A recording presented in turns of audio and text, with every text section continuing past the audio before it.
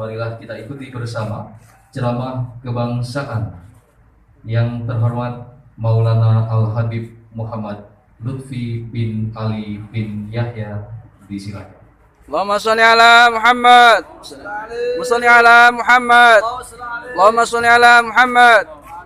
Assalamualaikum warahmatullahi wabarakatuh. Salam sejahtera untuk kita semuanya. Selamat siang. Alhamdulillah rabbil alamin. Wassalatu wassalamu ala asyrofil anbiya'i wal mursalin wa ala alihi wa sahbihi ajma'in. Amma ba'du. Yang saya banggakan dan wajib kita mencintainya sesepuh ini sepuh dari tokoh-tokoh agama, para ulama yang selalu saya banggakan. Maaf apabila saya tidak bisa menyebutkan satu persatu para beliau, tidak berarti mengurangi hormat kita kepada para beliau. Yang saya hormati Bapak Bupati Cilacap, Bapak-bapak dari Forkominda, Bapak Kapolres, Bapak Dandim, Bapak Danlanang, dan bapak-bapak dari instansi pemerintahan sipil TNI Polri yang selalu kita banggakan. Yang saya hormati segenap takmir masjid sesepuh Masjid Agung Cilacap yang saya banggakan. Hadirin dan hadirat berhubungan, pentingnya silaturahmi kebangsaan ini, khususnya pada waktu sekarang ini, untuk memperkuat, tidak lain untuk memperkuat pertahanan nasional dengan adanya kesatuan. Sejarah sudah banyak membuktikan, sejarah sudah banyak memberikan contoh keteladanan kepada kita semuanya. Kita ambil, tidak usah jauh-jauh apa yang ada di dalam negeri kita sendiri. Di antaranya perpecahan yang berakibat mengundang orang lain sehingga turut campur tangan, seperti setelah meninggalnya Nurul Amatum, suami daripada Kandedes. Dari perkawinan tersebut melahirkan Lembu Peteng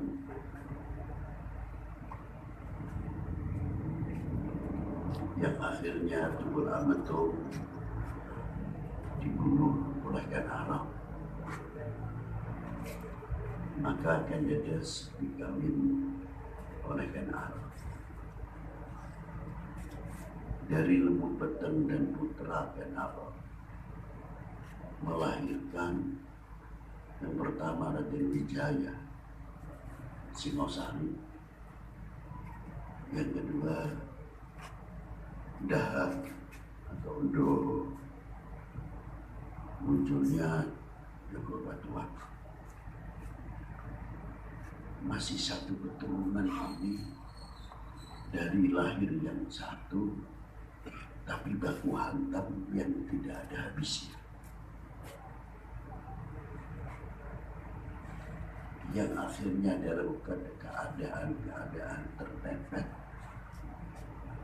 dalam satu sisi menghadapi Doho, Singosari ditekan oleh Kublekan untuk membayar upeti.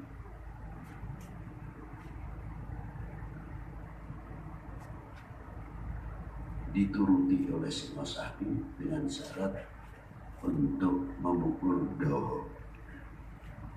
Disanggupi, tapi dari belakang ketika menyerang Dahak atau Doho disapu oleh Singosari sendiri,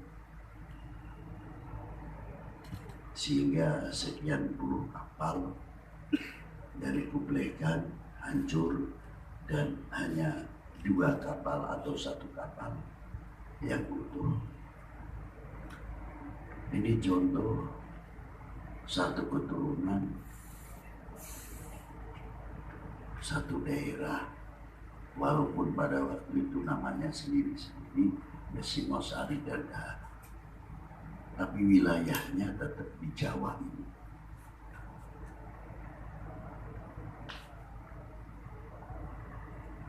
Pada waktu Raden Wijaya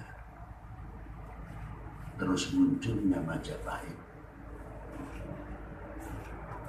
yang sangat terkenal pada waktu itu patihnya Gajah Mada, rajanya Hayam Wuruk. Begitu hebatnya Majapahit, maka muncullah Gajah Mada dengan Sumpah Palapa.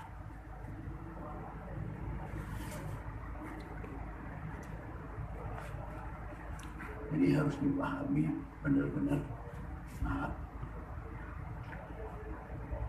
dengan Sumpah Palapa Gajah Mada tersebut mampu menguasai dari mulai Sri Lanka sampai Indochina, mempersatukan.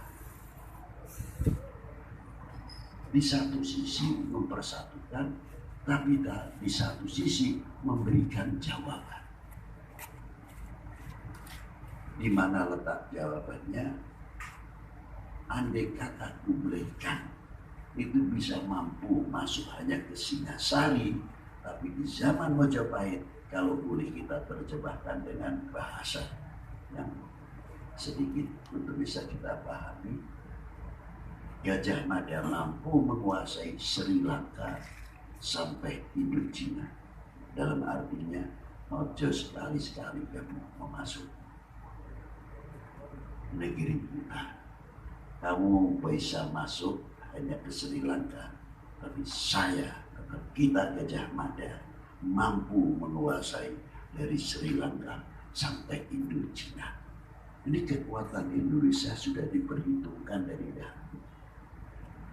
Dari kekuatan dari dahulu sudah luar biasa. Cikal bakal tokoh bangsa ini yang begitu majunya, sampai sekarang saya berpikir masih belum mengejar, karena masih beberapa pendapat-pendapat.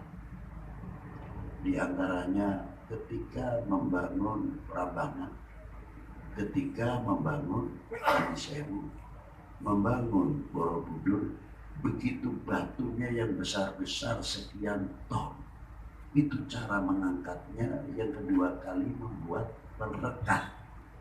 Batu itu tidak tergoyahkan. Saya tidak berbicara agamanya, tapi menunjukkan bahwa bangsa kita adalah bangsa yang maju. Bangsa kita yang cukup cerdas pada waktu itu. Sehingga apabila sekarang melahirkan tokoh-tokoh intelektual yang luar biasa, ya tidak mengherankan.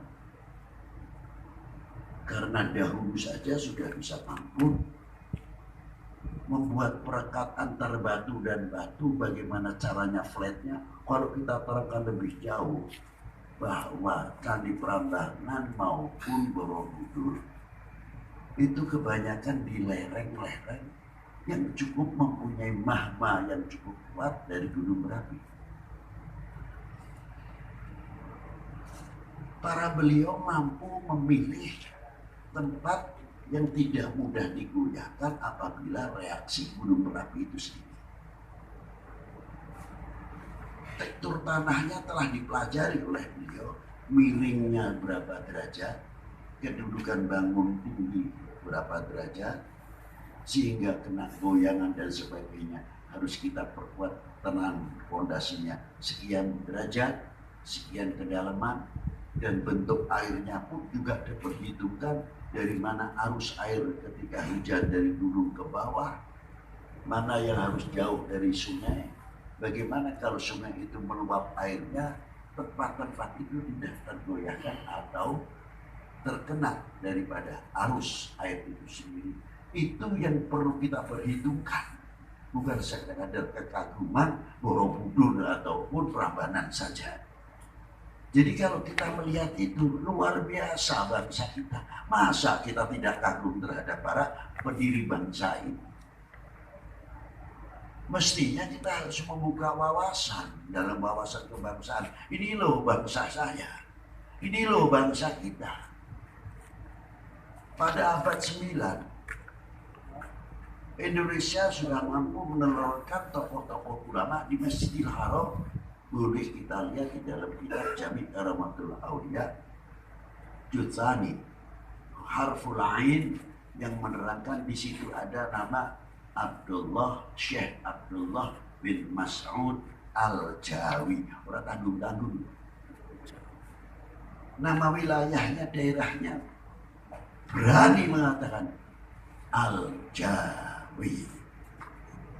Saya sendiri maaf ya, kalau disebut bodoh itu wong Arab aku ora terima.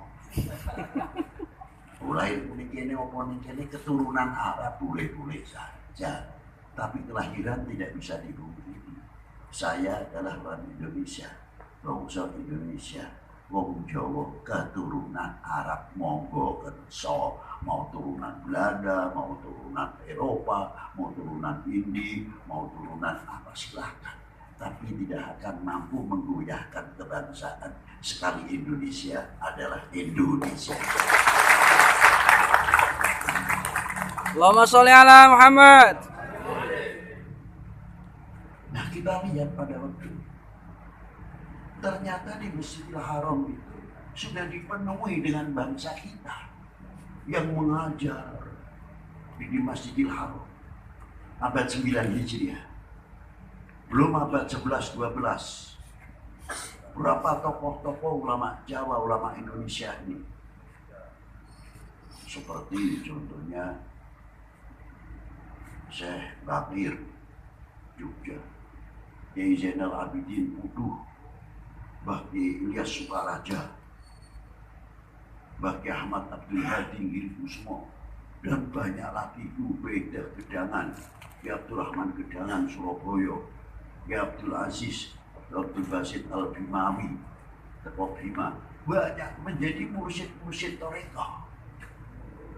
Obat sanubari, obat hati yang menumbuhkan kasih sayang kepada umat yang luar biasa. Tokoh-tokoh kita.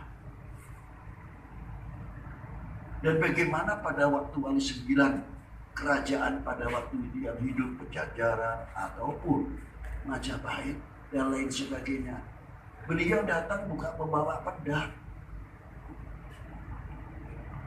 Beliau seorang ekonom, orang ngerti pertahanan, orang ahli petani, orang yang ahli kedokteran, ahli obat-obatan. Beliau masuk bisa mampu memberikan income. Yang Majapahit, yang Pajajaran, bukan langsung Allahu Akbar pedangnya, tidak. Itu sejarah. Hebatnya. Sehingga beliau berhasil. Nah, sering saya lontarkan Yun Sewu. Ada Wali 9 yang satu saja saya beri contoh, tidak usah banyak-banyak. Kanjeng Sunan Gunung Jati. Saya ziarah ke Sunan Gunung Jati itu kagum. Orang sudah meninggal 445 kurang lebih. 445 tahun. Sampai sekarang. Masih bisa mempersatukan umat. Masih bisa mempersatukan bangsa. Tempat ziarah Kanjeng Sunan Gunung Jati separuh muslim, separuh non-muslim. Kebebasan diberikan. Yang menggunakan lilin, yang menggunakan kemenyan sesuai agama dan kepercayaan masing-masing. Dan sebelahnya muslim. Bisa mempersatukan. Yang kedua, mampu menciptakan ekonomi kerakyatan, kearifan lokal, sehingga kuburan Maulana Syarif Jatuh di lingkungannya itu semakin besar. Market yang dibangun bisa menghidupi masyarakat cilik, bisa mempersatukan Orang datang ke Syarif Hidayatullah tidak pernah ngomong ba'da tahlil sesuai agamanya masing-masing. Takon, kon wingi nublose siapa? Hijau apa, abang apa, coklat apa, biru? Tidak ada. Mengkagumi bagaimana beliau. Nah pertanyaannya sekarang, kemana Sunan Gunung Jati sekarang ini yang bisa mempersatukan umat dan mempersatukan bangsa? Ini untuk PR untuk kita semuanya, untuk memajukan Indonesia. Sedikit saja, tidak usah banyak-banyak. Terima kasih. Mari kita tutup dengan doa bersama. Kita hargai agama lain juga berhak untuk berdoa. Maka sesuai agama, kepercayaan masing-masing kita berdoa. Mulai.